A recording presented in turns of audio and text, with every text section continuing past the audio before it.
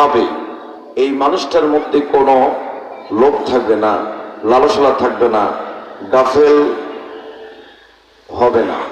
কথাটা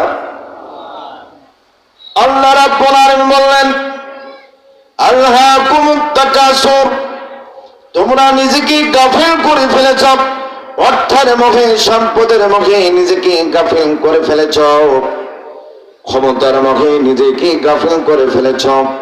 কথাটা আওয়াজ দিলাম, কথাটা আল্লাহ সুবহানাহু ওয়া তাআলা, আল্লাহ রাব্বুল আলামিন বললেন, আলহাকুমুত তাকাসুর, তোমরা গাফেল হয়ে গেছো সম্পদের মোহে, অর্থের মোহে, ক্ষমতার মোহে নিজেকে গাফেল করে ফেলেছো।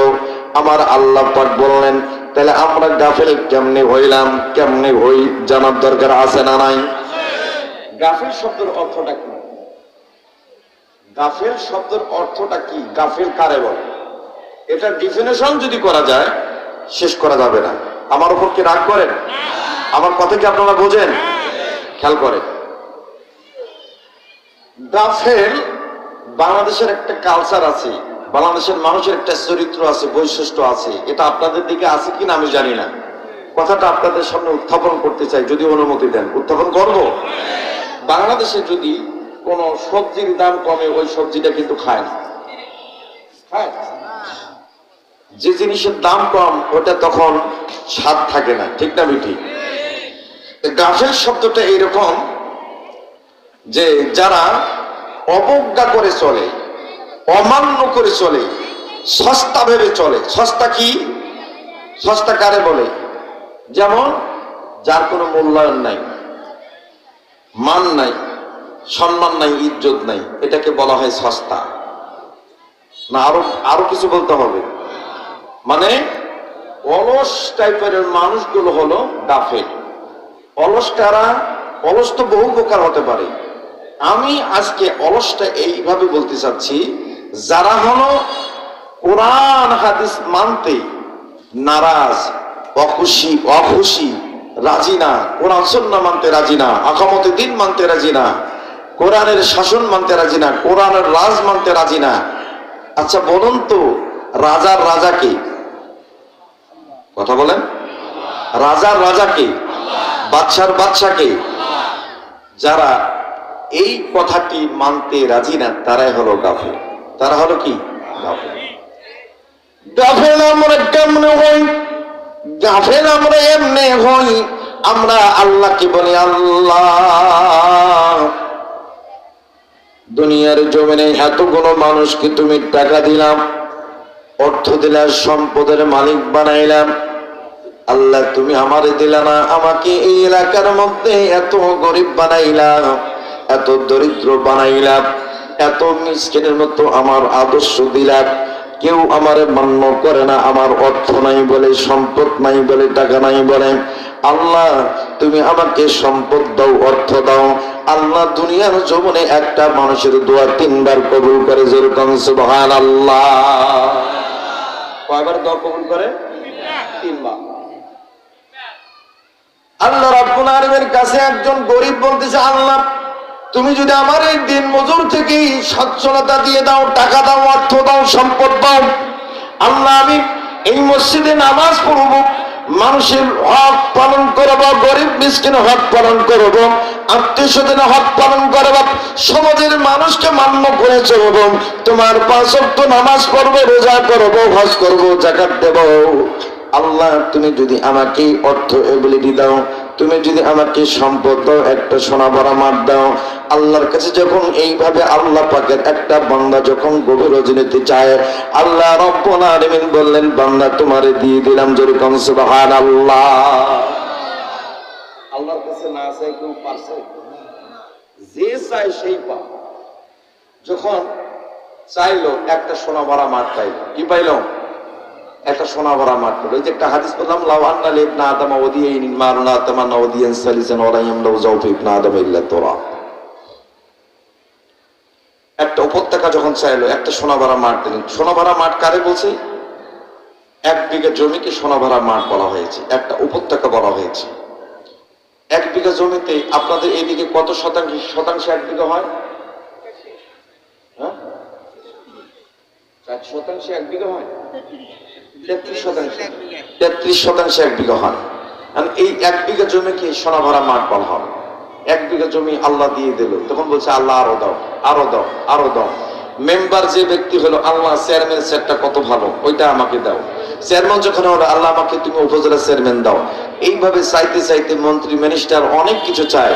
যে আজকে থানার দরগা আছে সে ওসি হইতে চায়, ওসি থেকে এএসপি হইতে চায়। যে আজকে এএসপি সে পুলিশ বাহিনীর প্রধান হইতে চায়। আমার বন্ধুগণ, এইভাবে প্রত্যেকটা সেক্টরে শুধু আল্লাহর কাছে চায় আর চায়। আল্লাহর কাছে চাইতে চাইতে এই মানুষের, এই আল্লাহর বান্দার, আল্লাহর গোলামের চাওয়ার কোনো শেষ। আমার আল্লাহ বলে দিলেন, হাত্তা যুরতুমুল মাকাবির, যতক্ষণ পর্যন্ত তোমরা কবরে পৌঁছবে না ততক্ষণ পর্যন্ত তোমাদের চাওয়ার কোনো শেষ নাই, চাওয়ার কোনো শেষ নাই। বান্দা, তুমি যখন আমার কাছে একের পর এক চাও, আমি একে একে 3 বার তোমাকে দিলাম। 4বার যখন তুমি আমার কাছে চাইলা, আমি তখন বুঝে গেলাম তুমি দুনিয়া চাও, আখিরাতে চাও, আখিরাত চাও না। আমার বন্ধুগণ, তখন ওই লোকটা, আমার বন্ধুগণ, সম্পদের লোভে চুরি করে, ডাকাতি করে, ছিনতাই করে, রাহাজানি করে, গরিব মিসকিনের গরিব মিসকিনের হক লুণ্ঠন করে, আমার বন্ধুগণ যেভাবে সেক্টরে আছে, আমার বন্ধুগণ মেম্বার থেকে এমপি মন্ত্রী পর্যন্ত, আমার বন্ধু একজন থানার এসআই থেকে শুরু করে সেনা পুলিশ বাহিনী প্রধান পর্যন্ত, এইভাবে দুর্নীতি করতে করতে, টাকা করতে করতে পাহাড় প্রমাণ করে ফেললো। কিন্তু আল্লাহর বান্দার তবু চাওয়ার কোনো শেষ নাই। কথা বলেন ঠিক না বেটি? ভাই সামনে এসে বসেন না, বসেন বসেন, ওই বসে যান প্লিজ। আল্লাহ, চাওয়ার কোনো শেষ আছে? আমার কথা কি আপনারা বোঝেন? না বুঝলে আমাকে বলবেন। আলোচনা কিন্তু স্টার্ট করে নেন। আলোচনার নাম কি? কবরের ভয়, মৃত্যুর যন্ত্রণা। আচ্ছা বলেন তো, এখানে হাত তুলে দেখান তো, আপনারা মারা যাবেন না। একজন বলেন তো আমি মারা যাবো না, হাত তুলে দেখান। আছেন কেউ? তার মানে আপনারা বোঝেন যে আমাদের মৃত্যু হবে। মৃত্যু হবে এই কথাটা কারা কারা স্বীকার করি? হাত তুলে আল্লাহকে দেখেন। আমিন।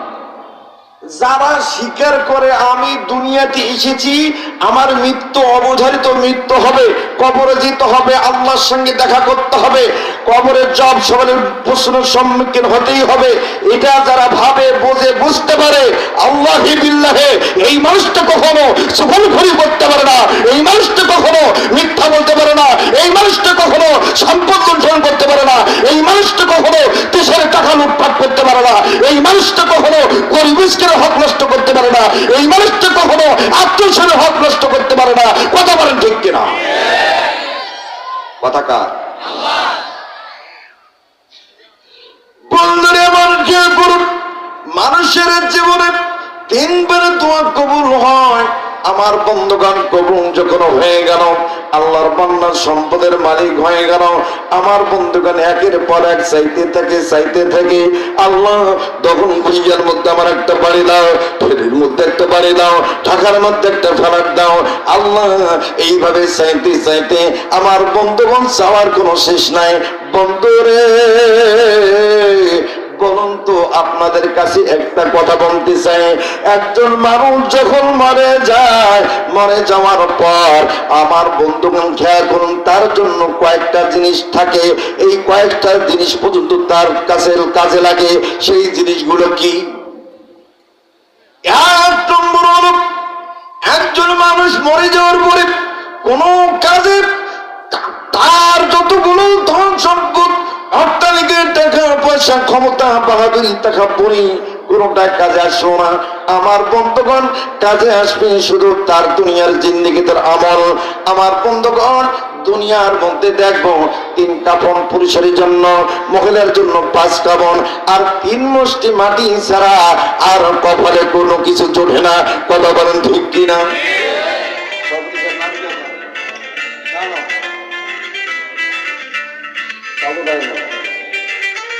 কালো ডায়মন্ড চেনেন?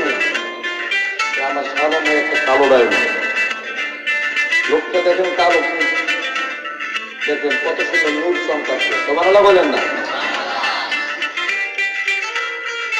অন্তর পরিষ্কার থাকলে সবকিছু হয়। যেরকম সুবহানাল্লাহ।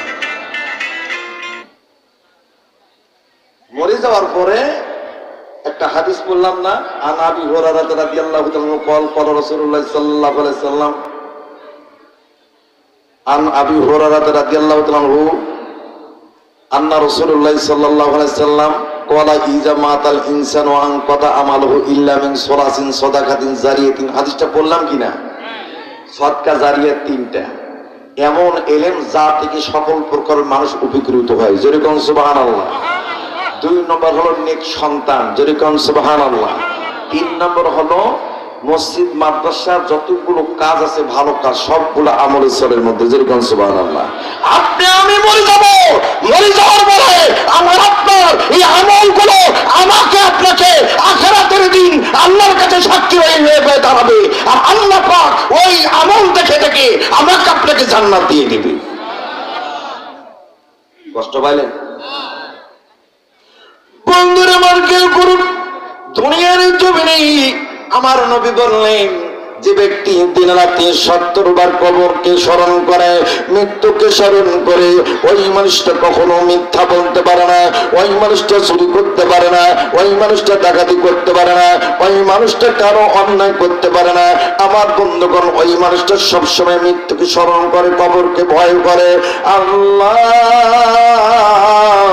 ওই কবরের ভেতরে আমাকে যেতে হবে, আল্লাহ আপনার প্রশ্নের জবাব দিতে হবে। মালিক আল্লাহ, তুমি আমার মৃত্যুর ভয়ে দাও, আল্লাহ কবরের ভয়ে দাও। আমার বন্ধুগণ, আল্লাহ রাসূল বললেন, এ আবু বকর,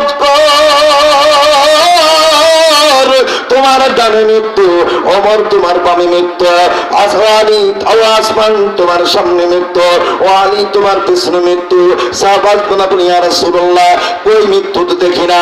আল্লাহ রাসূল বললেন, ও আমার সাহাবাত, তোমাদের ডানে বামে সামনে পিছনে মৃত্যু সর্বক্ষণ লেগে আছে। এই মৃত্যুকে যে ব্যক্তি স্মরণ করবে, কবরকে যে ব্যক্তি ভয় করবে, সহিহ সুন্নাতের হাদিস, আল্লাহ রাব্বুল আলামিন ওই মানুষটাকে কখনো আল্লাহ জাহান্নাম দিবে না। ওই মানুষটার পক্ষে কোনো অন্যায় করা সম্ভব না। ওই মানুষটা কখনো মিথ্যা বলতে পারে না। ওই মানুষটা সর্বক্ষণ সব সময় আল্লাহকে সন্তুষ্ট করে রাজি করে চলে। জোরে কোন সুবহানাল্লাহ। আজকে জানাম কালকে জানা, জানা তো একদিন হয়, জানে ওয়ালা সব জায়েঙ্গে, रहने वाला कौन है। আজকে জানা কালকে জানা, জানা তো একদিন হয়, জানে ওয়ালা সব জায়েঙ্গে, रहने वाला कौन है। বন্ধুরা আমার কেউ করুন, দুনিয়ার জমিনে আমি আপনি সর্বক্ষণ মৃত্যুর, আমরা মৃত্যু আমাদের পিছনে লেগে আছে। আমরা মুসাফির হালতে আছি। একজন মুসাফির, তার কোনো সম্পদ থাকে না, ব্যাগের মধ্যে একটা লুঙ্গি থাকে, একটা পাঞ্জাবি থাকে, শীত হলে একটা চাদরও থাকে, এতটুকুর মধ্যে সীমাবদ্ধ। কথা বলেন ঠিক কিনা? আমার বন্ধুরা আমার খেয়াল করেন, দুনিয়ার জমিনে যখন এসেছি, আমার আল্লাহ রাব্বুল আলামিন আমাকে আপনাকে মুসাফির হালতে প্রেরণ করেছেন।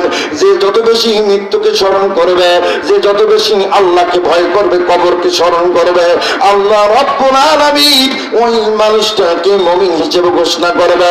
আমার আল্লাহ বলেন, কুল ইন্নাল মাউতাল্লাযী তাফিরুনা মিনহু ফাইন্নাহু মুলাকিকুম। যেরকম আল্লাহু আকবার। নবীজি বলিয়ে দিন, আপনি বলিয়ে দিন, যারা মৃত্যু থেকে পলায়ন করতেছে, মৃত্যুকে স্পর্শ করতে দেয় না, মৃত্যু মনে হয় তাদেরকে স্পর্শ করবে না, মৃত্যু মনে হয় তাদেরকে ধরবে না, মৃত্যুর মুখাপেক্ষি হবে, হতেই হবে না, এইরকম মনে করিয়া যারা দুনিয়াটিকে মাস্তি করতেছে, দুনিয়ার মধ্যে খাওয়া দাওয়া ফুটতে আমোদ করতেছে, দুনিয়ার মধ্যে শুধু নিজের খাই দায় ভক্তি, এইভাবে ধন সম্পদ বিলাসিতার মধ্যে থাকে, যারা মৃত্যুকে মৃত্যু মনে করে না, আমি আল্লাহ তাদের জন্য বললাম, আইনা মা তাকুনু ইউদরিকুমুল মাউতু ওয়ালাউ কুনতুম ফি বুরুজিন মুসাইয়াদা। কন্যা আল্লাহু আকবার। আয়াতের শেষে আল্লাহু আকবার বলতে হয়।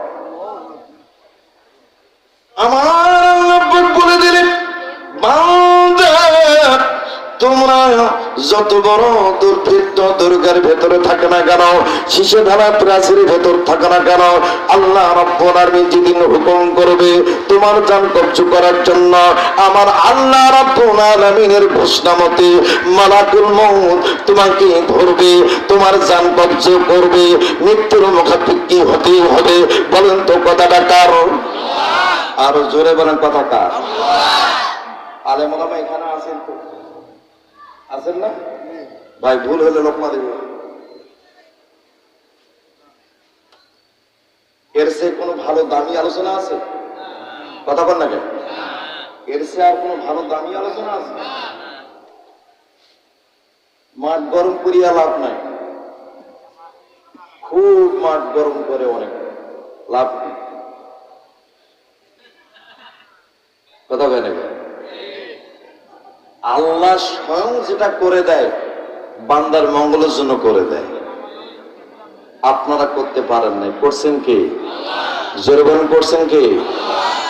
যে ব্যক্তি মৃত্যুকে ভয় পায়, কবরকে ভয় পায়, যে ব্যক্তি আল্লাহকে আল্লাহর সামনে মুখোমুখি হতে হবে, এটাকে যারা ভয় পায়, এরা কখনো নিজেকে বাদশা দাবি করে না, এরা কখনো আল্লাহ দাবি করতে পারে না, নিজেকে খোদা দাবি করতে পারে না। যারা ফেরাউনের মতো ওই রকম বাদশা নিজেকে খোদা দাবি করেছিল, তারাও আজকে দুনিয়ার জমিনে আমার আল্লাহ ওই পানির মধ্যে চুবাইয়া মারছে। কথা বলেন ঠিক কিনা? নমরুদের মতো মানুষকে জুতা দিয়ে পিটাইয়া ন্যাংরা মশা দিয়ে মারছে। কথা বলেন ঠিক? এটা তো কোরআনের হিস্ট্রি, সেটাই তো বাস্তব হয়েছে। কথা বলেন ঠিক? ওই সাবজেক্টের দরকার। যে দিনের জন্য হযরত ওসমান রাদিয়াল্লাহু আনহু কোরআন পরবর্তী অবস্থায় জীবন দিয়েছে, যে দিনের জন্য হযরত আলী রাদিয়াল্লাহু আনহু নামাজরত অবস্থায় জীবন দিয়েছে, যে দিনের জন্য বিশ্বনবী মুহাম্মদ রাসূলুল্লাহ সাল্লাল্লাহু আলাইহি সাল্লাম সাহাবী আবু তালেব নগর জেলখানার মধ্যে 3 বছর কারাবরণ করেছে, যে দিনের জন্য ফোরাত নদীর তীরে হাসান হোসেন তারা জুলুম নির্যাতনের শিকার হয়েছে, যে দিনের জন্য বিশ্ব নবীর চাচা আমির হামজা নিজের কলিজাটাকে বিলিয়ে দিয়েছে, যে দিনের জন্য 2.5 বছরের শিশু আলী আসগর 1 ফোঁটা পানির জন্য জীবন দিয়েছে, সেই দিনের জন্য আজও আমরা ঐক্যবদ্ধ হয়ে আবারও যদি বাংলার জমিনে ডাক আসে, আমরা আল্লাহর দিন পড়তে শুরু করার জন্য, দিন পড়তে শুরু করার জন্য দল মত নির্বিশেষে ঐক্যবদ্ধ হয়ে কালেমার পতাকা পথ উড়াবো। কথা বলেন ঠিক কিনা? সুতরাং সেটা কবরকে ভয় করে, মৃত্যুকে ভয় করে, মৃত্যু জেনে, মৃত্যু ভেবে। কথা বলেন ঠিক কিনা? ওমরের মতো লোক 18 বস্তা মাথায় নিয়ে ঘুরে ঘুরে বেড়াইছেন কেন? তার ভেতরে ভয় ছিল কার? আল্লাহর ভয় ছিল। কার ভয় ছিল? জোরে কর না, কার ভয়? যারাই মৃত্যুকে স্মরণ করে না, ভয় পায় না, কবরকে ভয় পায় না, তারাই এই দুর্নীতিগুলা করতে পারে। কথা বলেন ঠিক কিনা? আল্লাহ রাব্বুল আলামিন বলেন, দুনিয়ার জমিনে কিছু মানুষ আছে নাস্তিক টাইপের মানুষ, আমার বন্ধুগণ, এরা বলে দুনিয়ার জমিনে আমি কতদিনের জন্য থাকবো, কতক্ষণ থাকবো, কত ঘন্টা থাকবো, কত সেকেন্ড থাকবো, দুনিয়ার জীবনে আমি কি করব না করব, এত কৈফিয়ত আল্লাহর কাছে কেন দেব আমি? আর আমি যদি মরে যাই, আমি যদি মরে যাওয়ার পরে আমার যদি কবরের মধ্যে যখন লাশটা রাখা হবে, আমার লাশটা যখন পচে যাবে, হাড় হাড্ডি পর্যন্ত পচে যাবে, সেটা আবার কিসের উত্তোলন হয়, কিসের আবার সেটাকে আবার জীবিত করা হয়, কিসের আবার কবরের প্রশ্নের সম্মুখীন হইতে হবে? না না, বিশ্বাস করি না। আমার বন্ধুগণ, এই সমস্ত কিছু মানুষ নাস্তিক মার্কা লোক আছে, আল্লাহকে বিশ্বাস করে কিন্তু প্রকৃতপক্ষে বিশ্বাস করে না, এটা লোক দেখানো বিশ্বাস করে। আমার আল্লাহ আজ থেকে 1500 বছর পূর্বে আমার আল্লাহ কুরআন কারিমের মধ্যে বললেন, ওয়া কানু ইয়াকুলুনা আইদা মিতনা ওয়া কুননা তুরা যাবাও ওয়া ইজাবান আইন্না লামাবউসুন। আরে জোরে কোন আল্লাহু আকবার। আমার আল্লাহ বলেন ওয়াকানু ইয়াকুলুন, এবং যারা বলে আইজা যখন মিটতাম আমি মরে যাব, অকুন্না আমি হয়ে যাব, তুরাবা আমি মাটি হয়ে যাব, ওয়াইজাবান আমার অস্তিত্ব, আইন্না লাবাসুন আইন্না লামাবউসুন, আবার নাকি নিশ্চয় আমার নাকি পুনরুত্থিত করা হবে। এটা কেমনে সম্ভব? না না, আমি বিশ্বাস করি না। এইভাবে যখন বললেন আমার আল্লাহ তাদের উত্তরে আমার নবীর মাধ্যমে ওহীর মাধ্যমে জানাই দিলেন আমার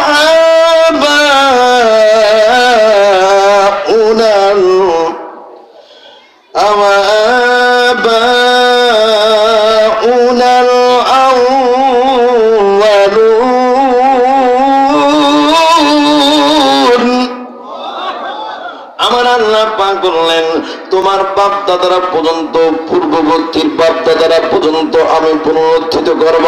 তার মানে আমার বাবারা মারা গেছে, আপনার বাবা মারা গেছে, তার বাবা মারা গিয়েছে, তার বাবা মারা গিয়েছে, তার বাবা মারা গিয়েছে, এইভাবে পৃথিবীর শুরু পর্যন্ত যতগুলো মানুষ মারা গিয়েছে আমার আপনার পূর্ববর্তী বাপ দাদারাও প্রত্যেককে আল্লাহ পাক কবর থেকে উত্তরণ করবেন। জোরে কোন আল্লাহু আকবার। আমার বললেন ইন্নাল আউয়ালিনা ওয়াল আখিরিন। জোরে কোন আল্লাহু আকবার। হে নবীজি আপনি বলিয়ে দিন নিশ্চয় আমি পরবর্তী এবং পূর্ববর্তী প্রত্যেককে আমি উত্তরণ করব। কথাকার আওয়াজ দিয়ে বলুন কথাকার। আমার আল্লাহ বলেন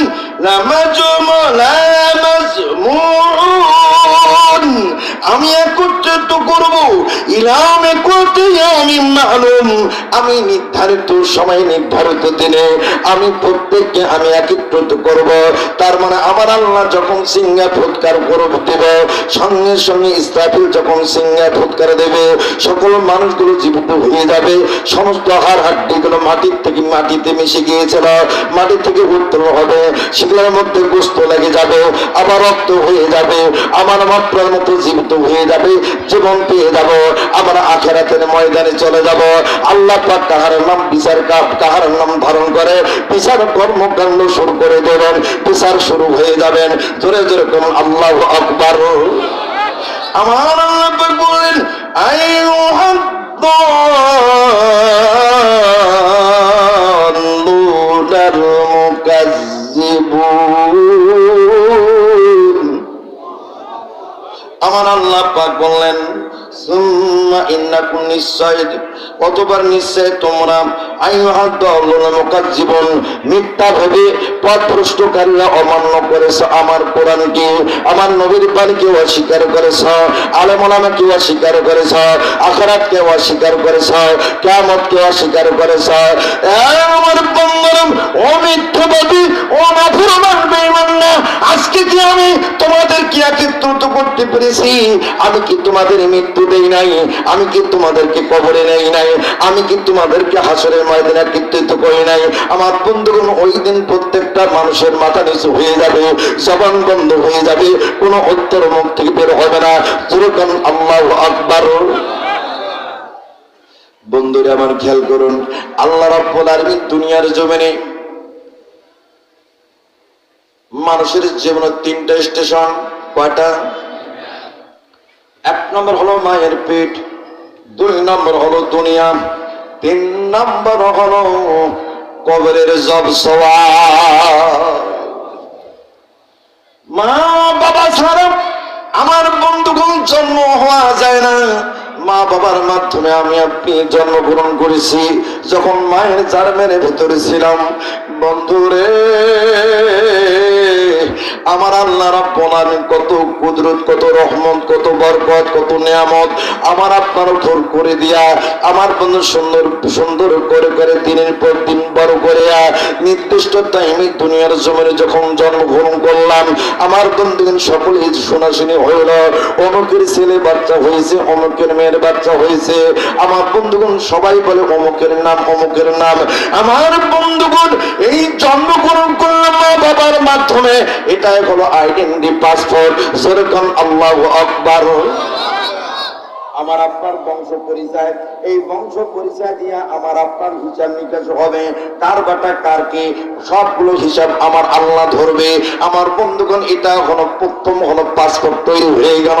দুনিয়াতে জন্মগ্রহণ করলেন, দুনিয়ার জীবনে যাহা কিছু করবেন, এই যাহা কিছু করার মধ্যে আমার আল্লাহ যেগুলা হারাম বলছেন, হারাম থেকে বিরত থাকতে হবে, হালাল কাজগুলো করতে হবে, হালাল খাইতে হবে, হারাম খাবার বর্জন করতে হবে। আমার বন্ধুগণ আল্লাহর প্রতি থাকতে হবে। আমার বন্ধুগণ এই জন্য দুনিয়ার জীবনের মানুষগুলোকে উদ্দেশ্য করে আমার আল্লাহ পাক বলে দিয়েছে, বান্দারে আমি তোমাদেরকে তৈরি করেছি, আমি তোমাদেরকে তৈরি করার আগে, পৃথিবী সৃষ্টির আগে আমি তোমাদের মৃত্যু তৈরি করেছি। একটু বলছিল্লাহ বলুন না আল্লাহু আকবার। আগে কি তৈরি করছে? মৃত্যু তৈরি করছে আমার আপনার। এখন যদি বলেন তোরে কি আল্লাযী খালাকাল মাউতা ওয়াল হায়াতা লিয়াবলুয়াকুম আইয়ুকুম আহসানু আমালা, চিৎকার বলুন আল্লাহু আকবার। বন্ধুরা আমার খেয়াল করুন, আল্লাযী খালাকাল মাউতা, তিনি যিনি সৃষ্টি করেছেন মাওতা, মৃত্যু সৃষ্টি করেছেন।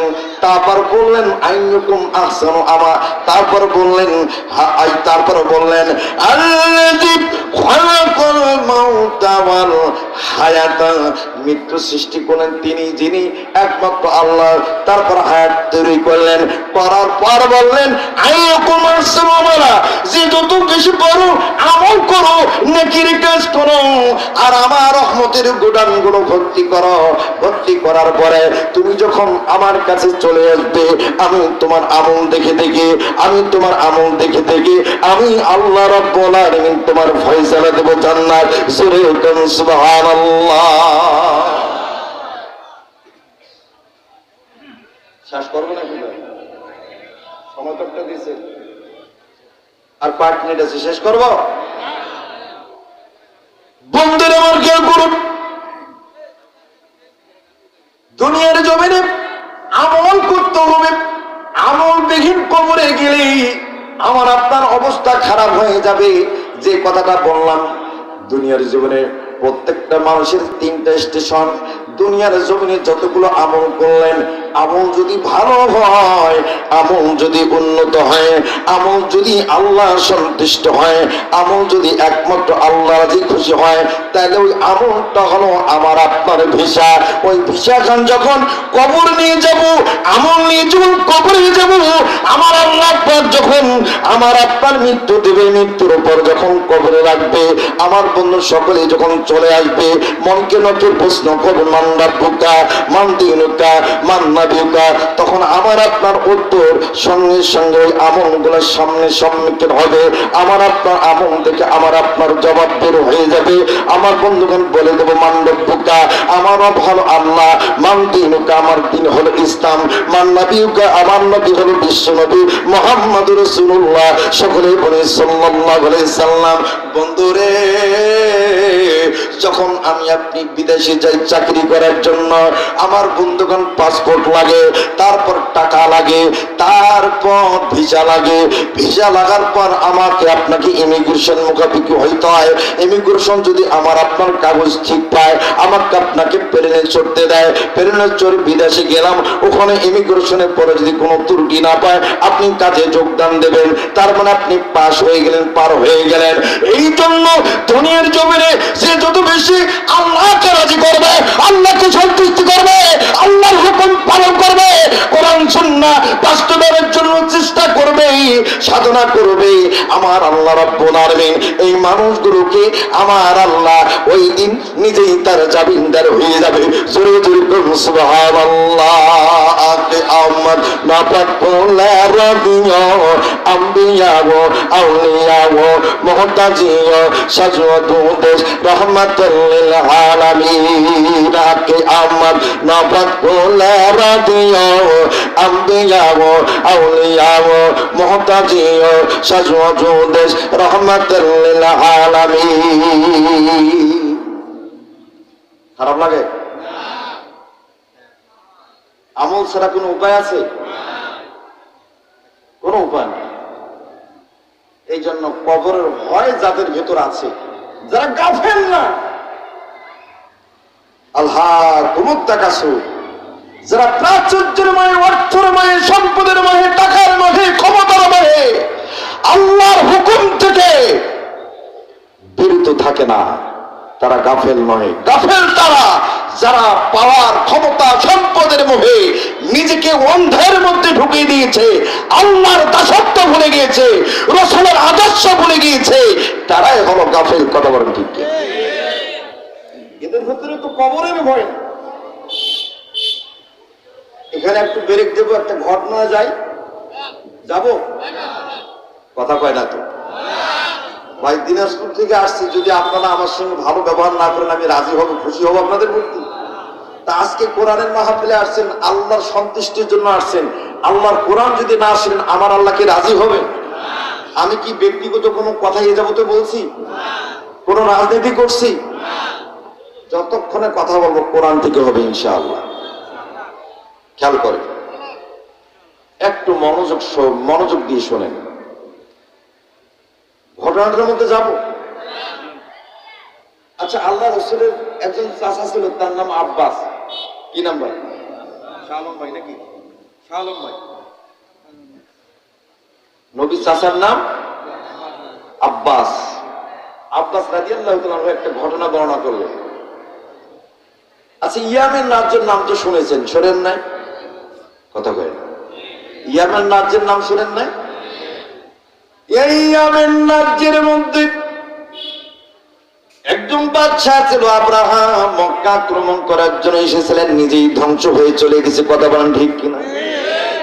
সেই ইয়ামেন রাজ্যের মধ্যে একটা ছেলে, তার বাবা কে, মা কে সে নিজে জানে না।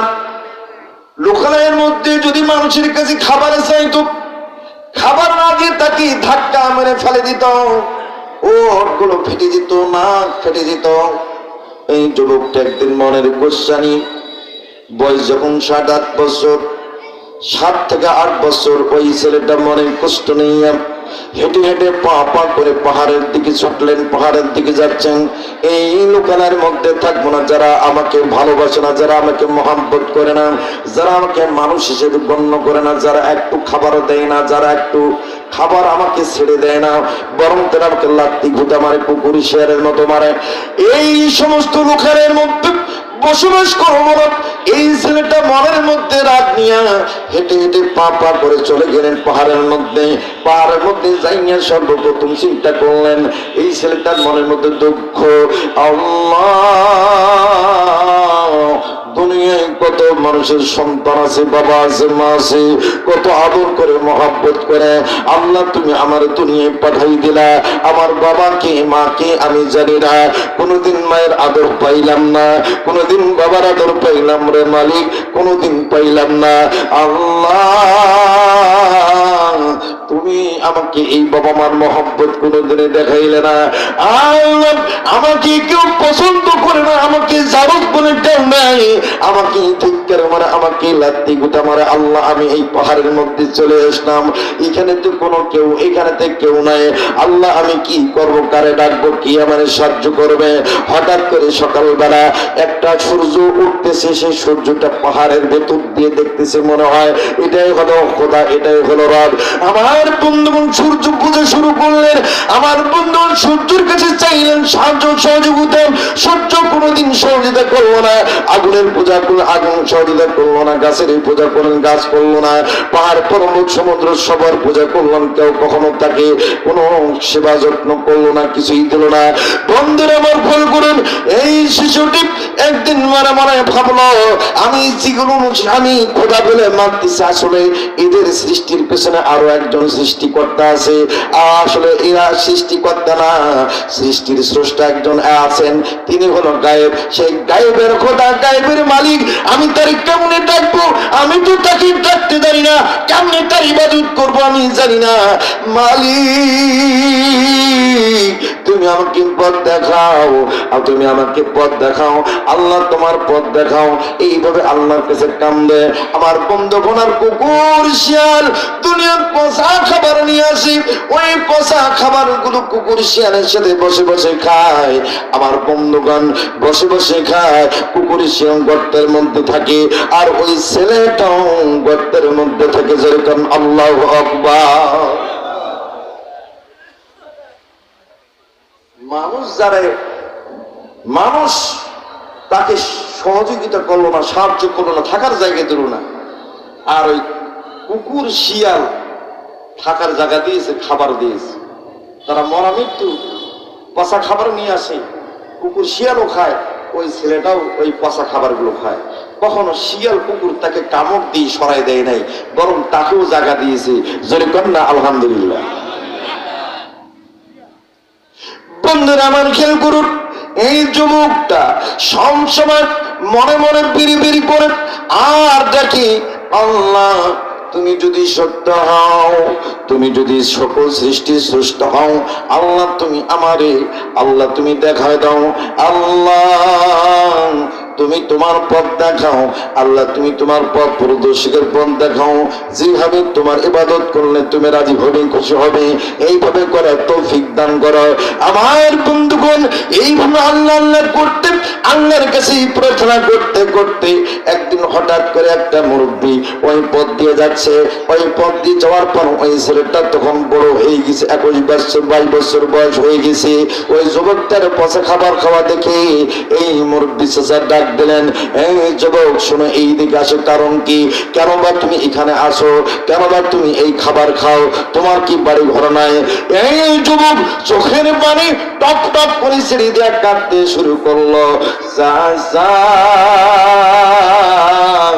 আমার বাবা কি মা কি আমি জানি না, আমাকে অনেকে গালমন্দ করে, অনেকে ভর্সনা করে, আমাকে লোকলাগের মধ্যে জায়গা দিত না।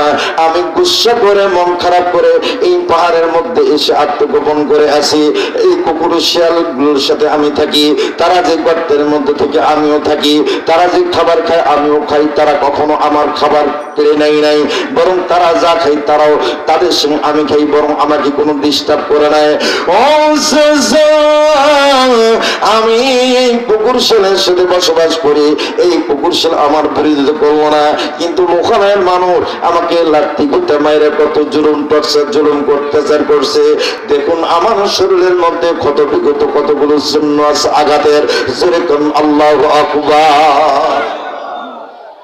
আমার একটা স্বপ্ন পূরণ করো ওগো দয়াময়, তোমার পথে চলতে গিয়ে মরণ যেন হয় আমার, তোমার পথে চলতে গিয়ে মরণ যেন হয়।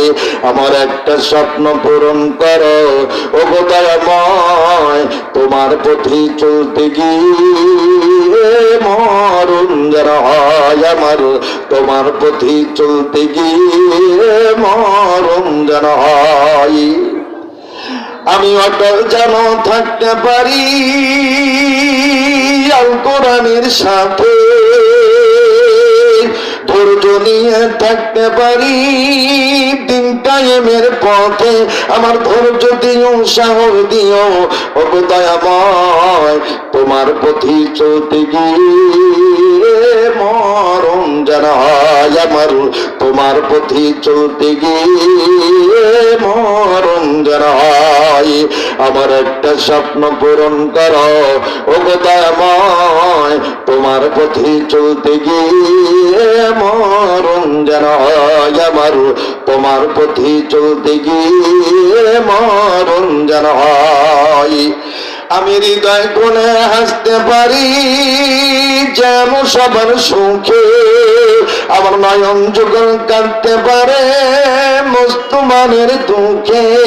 আমার এমন দৃঢ় ঈমান দিও ও গো দয়াময়, তোমার গান গাইতে গিয়ে না পাই যেন ভয়, আমি তোমার গান গাইতে গিয়ে না পাই যেন ভয়।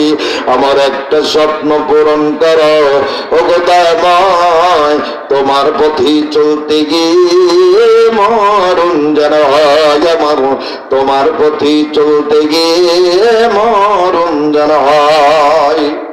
খারাপ লাগে আপনাদেরকে? শেষ করব বন্ধুরা আমার, কেউ করুন এই যুবক বন্ধুরা আমার। ওই মুরব্বীকে বললেন আমার বাবা মা নাই। ও মুরব্বী চাচা, দেখুন আমার বংশ পরিচয় নাই, তারা আমাকে কত কিল ঘুষে কত জুলুম করলাম, এই কুকুর শিয়াল আমাকে জায়গা পেল, তাদের সঙ্গে আমি থাকি, তাদের খাবার খাই। ও এই স্রষ্টার শ্রেষ্ঠ জীব, স্রষ্টার সৃষ্টির একজন মালিক মহান রব, ওই রবকে খুঁজি আমি, ওই রবের ইবাদত করতে চাই, কিন্তু কেমনি করব, কিভাবে করব? আমি আগুনের পূজা করলাম, পাহাড়ের পূজা করলাম, চন্দ্র সূর্য গ্রহ নক্ষত্রের পূজা করলাম, আল্লাহ আমি এই আল্লাহর দেখা পাইলাম না, আল্লাহর পথ পাইলাম না। যদি কোনো পথ প্রদর্শক পাই, এক একাত্মবাদের আমি সেই পথ অবলম্বন করব। ওই মুরব্বী চাচা বললেন, এ যুবক, তুমি যদি এক খোদার ইবাদত করতে চাও, তাহলে এক খোদার ইবাদতের একজন পথ প্রদর্শক আছেন, তিনি আর কেউ নন, তিনি হচ্ছেন বিশ্ব নবী মুহাম্মদ রাসূলুল্লাহ। সকলেই বলে সাল্লাল্লাহু আলাইহি সাল্লাম। বর্তমান সে মদিনার রাষ্ট্রপ্রধান, প্রেসিডেন্ট। তার কাছে যদি তুমি যাও, তাহলে সেখানে তুমি জায়গা পাইবা, মান মর্যাদা পাইবা, মানুষের ইজ্জত পাইবা, সেখানে সাহাবীর মর্যাদা পাইবা, পূর্ণাঙ্গ তোমার অধিকার ফেরত পাইবা। এই যুবকটা বলল, কেমনি যাব, কিভাবে যাব, আমাকে একটু পথ দেখাই দেন না। তখন ওই মুরব্বী চাচা বললেন, তোমার পরনে কোনো কাপড় নাই, ধরো আমার কাছ থেকে একটা কাপড়ের টুকরা যেটা নাও, এটা পরো। আর রাস্তা দেখাই দিলেন, পাহাড় পর্বত পেরিয়ে দিয়ে বিশ্ব নবীর বাড়ির উদ্দেশ্যে, বিশ্ব নবীর উদ্দেশ্যে, মদিনার উদ্দেশ্যে রওনা দিল। আমার বন্ধুগণ, 48 ডিগ্রি সেলসিয়াস এই পাহাড় পর্বত এত হিট, এত গরম হয়ে গিয়েছে। আমার বন্ধুগণ, পায়ের তলার মধ্যে ভোসা পড়ে গেল। আমার বন্ধুগণ, ভোসা গেল যখন ভেঙে গেল, ফেটে গেল। আমার বোন হাঁটতে হাঁটতে রক্ত ঝরতে শুরু হয়ে গেল, হামাগুড়ি দিয়ে হাঁটতে শুরু করলো। আমার বোন হাঁটু দিয়ে আর হাত দিয়ে হাঁটা যায় না। আমার বন্ধুগণ, গোড়ায় গরিব বিশ্বনবীর রওজা, বিশ্বনবীর মদিনার উদ্দেশ্যে পদযাত্রা করলেন। আমার নবী গভীর রজনীতে বুঝতে পারলেন, দেখতে পাইলেন, সকালবেলা ফজরের নামাজের পরে সকল সাহাবাদেরকে ডাকতে বললেন, ও আবু বকর, উসমান, আলী, কে কোথায় আছিস? তাড়াতাড়ি করো, ঘোড়া নাও। আমার একজন ভক্ত আমার অজান্তে আল্লাহকে স্বীকার করেছে, আমাকে নবী হিসেবে স্বীকার করেছে, কালামা পড়েছে। যাও যাও, তার অবস্থা একেবারে জীর্ণ শীর্ণ হয়ে গেছে, সে আসবে, তার কোনো ক্ষমতা নেই, যাও তাকে নিয়ে আসো। আমার বন্ধুগণ, 4 জন সাহাবী ঘোড়া নিয়ে দ্রুত গতিতে ছুটলেন। আমার বন্ধুগণ, পৃথিবীর জমিনে 2 জন ব্যক্তি মিথ্যা কথা বলে নাই, একটা ভালো বিশ্বনবী আর একটা ভালো আবু বকর। ইন্নাল্লাহ বাসনি ইলাইকুম ফাকুন্তুম কাজ্জাবাত ওয়া ক্বাল আবু বকর সিদ্দিক রাদিয়াল্লাহু তাআলা ওয়া সানি ফালান্তুম তারকুল সাহাবী রাহুল বুখারী। চিৎকার করে আল্লাহু আকবার। পৃথিবীতে যত মানুষ ইসলাম ধর্ম গ্রহণ করেছেন, প্রত্যেকটা লোকের পেছনে আবু বকরের মেধা, আবু বকরের অর্থ, আবু বকরের শ্রম এখানে ছিল। যেরকম সুবহানাল্লাহ, আবু বকর যখন খুঁজতে খুঁজতে ওই যুবকটাকে পেয়ে গেল, ওই যুবকটাকে দেখি আবু বকর ঘোড়ার থেকে লাফ দেয়া নেমে ডাক দেবেন, যুবক রে, গোটা শরীর রক্ত রঞ্জিত লাল লাল ঘায়ে পরিণত হয়ে গেছে। ও বন্ধু রে, আবু বকর দেখি ডাকটা বললেন, না যুবক, তুমি এত কষ্ট করে আল্লাহ আল্লাহ নবীর ভর্তি বারণ করিয়া গোড়ায়া গোড়ায়া আসো, আল্লাহ নবী বুঝতে পেরে আমারে পাঠাইছি। ও যুবক, বুকি আয় বুকি জড়াইয়া পড়ে গালে গালে দু গালে চুমা দিয়া, কপালে ঠোঁটে চুমা দিয়া বলল, রে যুবক, তোমার নাম কি? এই যুবক নাম কানা বললেন ইয়ালা। যুবকের নাম কি? জোরে বলেন না, কি নাম? এই ইয়ালা বললেন, আমার নাম ইয়ালা। বিশ্বনবীর সামনে বিশ্বনবীর চোখের পানি ছেড়ে দিয়ে কান্দে, যুবক কান্দেন। আমার নবী প্রশ্ন করলেন, যুবক, তুমি এইভাবে কষ্ট করে আসছো, তুমি বানান করছো, আল্লাহ তো কবুল করেছি, আমিও কবুল করেছি, কেন এত কষ্ট দরকার ছিল? যুবক বললেন, নবীজি, আমার এই দীর্ঘ 21-22 বছর জীবনে যখন পর্যন্ত আমার বুঝ হয়েছে, আমি শুধু একাত্মবাদের ইবাদতের জন্য পাগল ছিলাম। কেমনে সেই ইবাদত করব এই রাস্তা পাচ্ছিলাম না।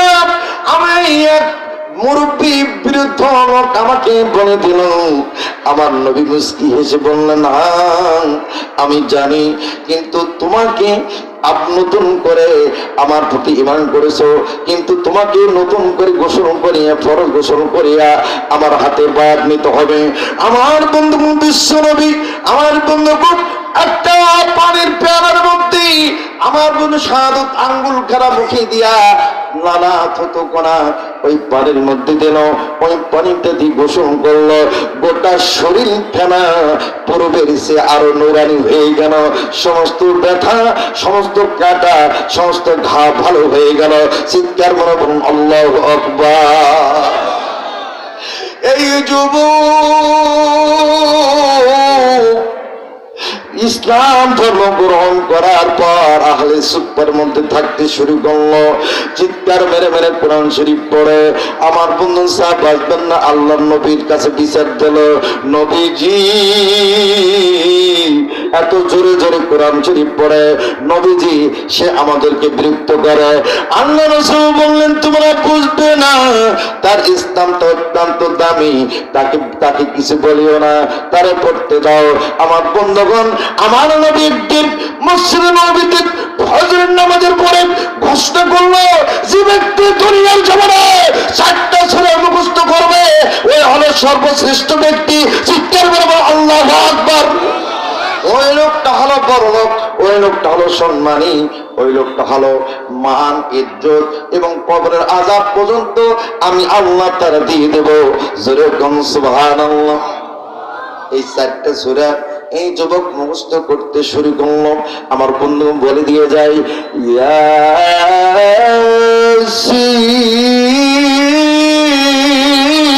ইয়াসিন ওয়াল কুরআনিল হাকীম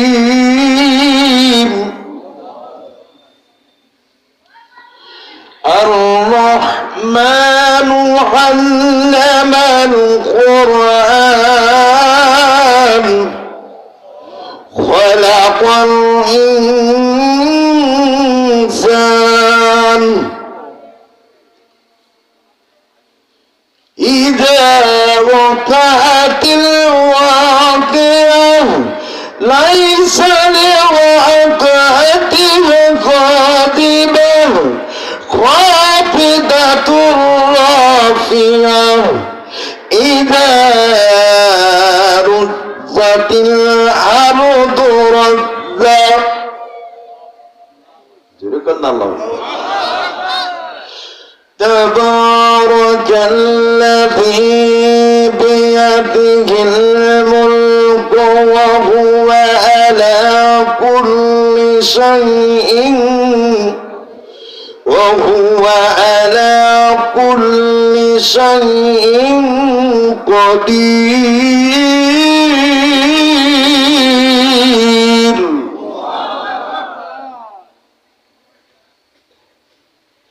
এই যুবক চারটা সূরা মুখস্থ কইরা আল্লাহ নবী কি জ্ঞাপন নবীজি আমি চারটা সূরা মুখস্থ করি যে আপনি একটু শুনুন। আল্লাহ নবী কি শোনালেন, আমার নবী দোয়া করে দিলেন, হ্যাঁ তুমি সুন্দর মুখস্থ করেছ, ভালো।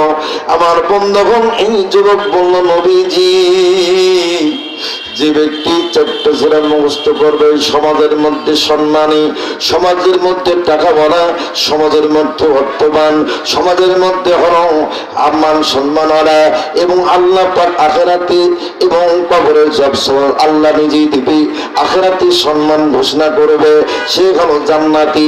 তাহলে আমি যেহেতু চারটা সূরা মুখস্থ করলাম, আমি সম্মানী, আমি টাকাওয়ালা, সম্পদশালী, তাহলে আমার জন্য তো বিয়া করা ফরজ, আমার বিয়া করাই দেন।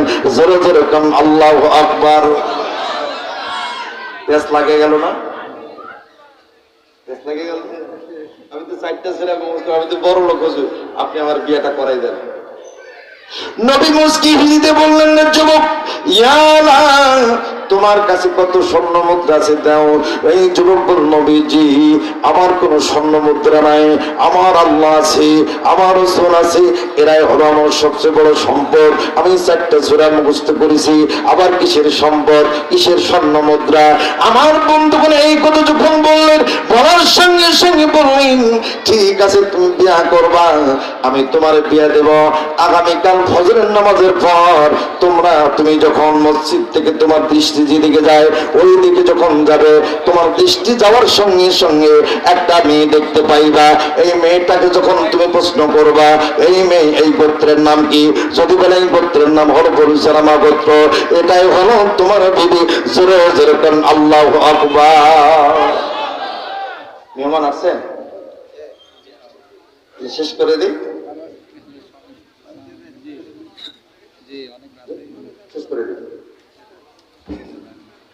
তো আমার একটা চ্যানেল আছে ফিরোজ ওয়াজ টিভি, আপনারা যদি সার্চ দেন ডক্টর ফিরোজ আল মামুন পেয়ে যাবেন, মুফতি ফিরোজ আল মামুন দিয়ে সার্চ দিলে পেয়ে যাবেন।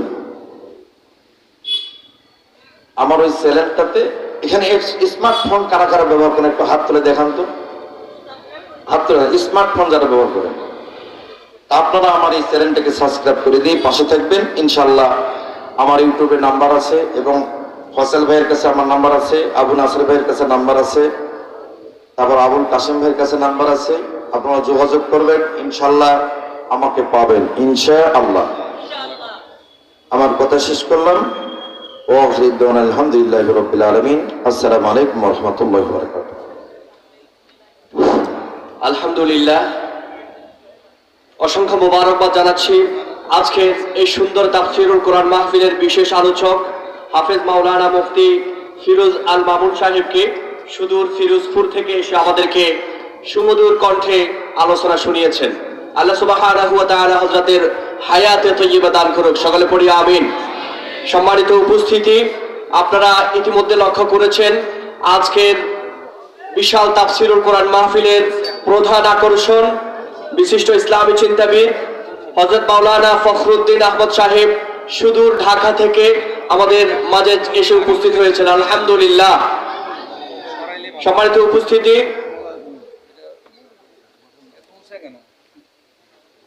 এই পর্যায়ে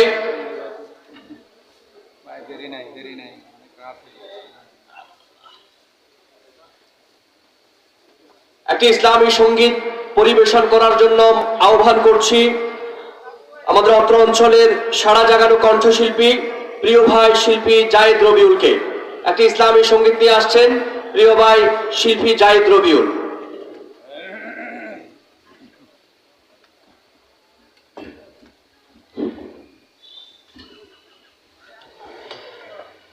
আসসালামু আলাইকুম ওয়া রাহমাতুল্লাহি ওয়া বারাকাতুহু।